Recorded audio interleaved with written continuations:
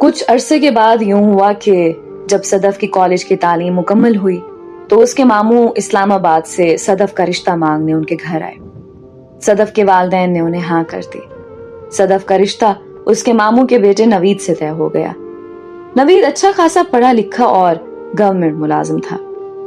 صدف خاندان کے بزرگوں ماموں اور ممانی کے درمیان خوبصورت سرخ فراق پہنے، ہاتھوں پر مہندی لگائے، ہونٹوں پر سرخ لپسٹک سجائے، خاموش دلہن بنی بیٹھی تھی۔ اس کے دل میں عامر کے الفاظ گھر کر چکے تھے۔ وہ پوری طرح محبت کی لپیٹ میں آ چکی تھی۔ عامر اس کی زندگی کا حصہ بن چکا تھا۔ رشتہ طے کرنے کے بعد شادی کی تیاریاں شروع ہو گئیں۔ فرنیچر، جیولری اور شادی کی تیاریاں کرتے کرتے بالآخر صدف کی رخصتی کا دن بھی آ گیا۔ عامر کو جب اچانک سے ان تمام باتوں کا علم ہوا تو اس کو بہت دکھ ہوا۔ اس کے لیے یہ بالکل کسی ناگہانی موت کا عالم تھا۔ اس خبر کے ملتے ہی عامر غصے سے پاگل ہو گیا تھا۔ عامر نے اپنی کزن کے ہاتھوں صدف کو اپنا موبائل نمبر بھیجوا دیا۔ عامر نے صدف کو ہر حال میں حاصل کرنے کا دل میں مصمم ارادہ کر لیا تھا۔ صدف کی رخصتی کے دن عامر آنسو بہاتے ہوئے گھر کے چوبارے کی آدھی کھڑکی کھولے صدف کی رخصتی کا سارا منظر اپنی آنکھوں سے دیکھ رہا تھا۔ آج جیسے اس کے ارمانوں کا جنازہ نکل رہا ہو۔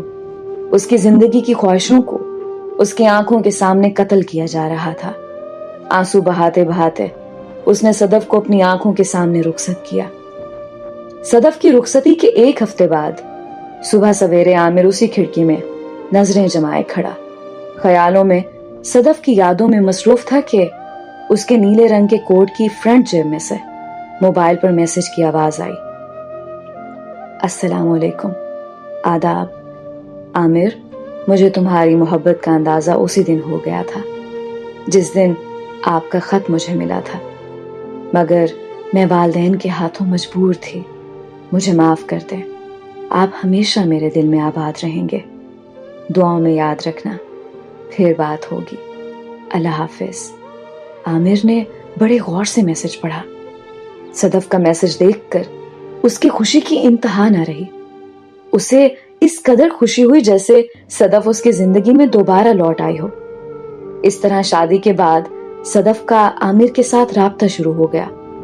اللہ پاک نے صدف کو صاحب اولاد کیا اور اسے 2 جڑواں بیٹی اور بیٹے سے نوازا۔ صدف نے بیٹی کا نام نغمانہ اور اس کے شوہر نوید نے بیٹے کا نام کامران رکھا۔ دونوں ہنسی خوشی زندگی گزار رہے تھے۔ صدف اب 2 بچوں کی ماں بن چکی تھی۔ بجائے گھر سنبھالنے کے، صدف کے سر پر عشق کا بھوت ابھی تک سوار تھا۔ نوید جب صبح سویرے دفتر چلا جاتا تو صدف روزانہ عامر سے گھنٹوں گپے ہانکنے میں گزار دیتی، یہاں تک کہ رابطے میں ایک دن صدف نے عامر کے ہاتھوں شوہر کو قتل کر کے شادی کرنے کا فیصلہ کر لیا۔ چونکہ عامر نوعمر لڑکا تھا، اس نے سوچے سمجھے بغیر یہ فیصلہ منظور کر لیا اور صدف کے ساتھ نوید کے قتل کی طرح طرح کی تدبیریں کرنے لگا۔ ایک دن جب صدف کا شوہر گھر سے آفس کے لیے نکلا تو صدف نے عامر کو کال کرتے ہوئے کہا، ہیلو، ہاں عامر، آج میں نوید سے جھگڑا کر کے میکے چلی جاؤں گی، پھر آپ نے اپنا وعدہ وفا کرنا ہے۔ عامر بھی خوش ہو گیا تھا۔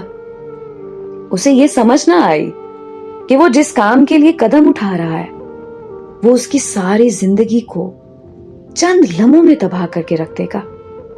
وہ یہ بھی سوچنے سے قاصر تھا کہ عشق کی اسیری اسے سلاخوں کی اسیر بنا دے گی۔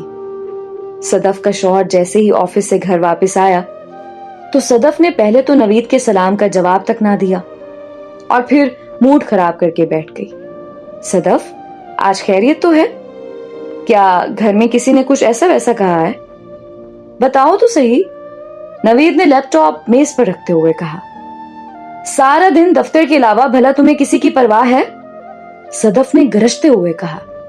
باتوں باتوں میں جھگڑا شروع ہو گیا۔ نوید نے بہت سمجھانے کی کوشش کی مگر صدف خواہ مخواہ بگڑتی چلی گئی۔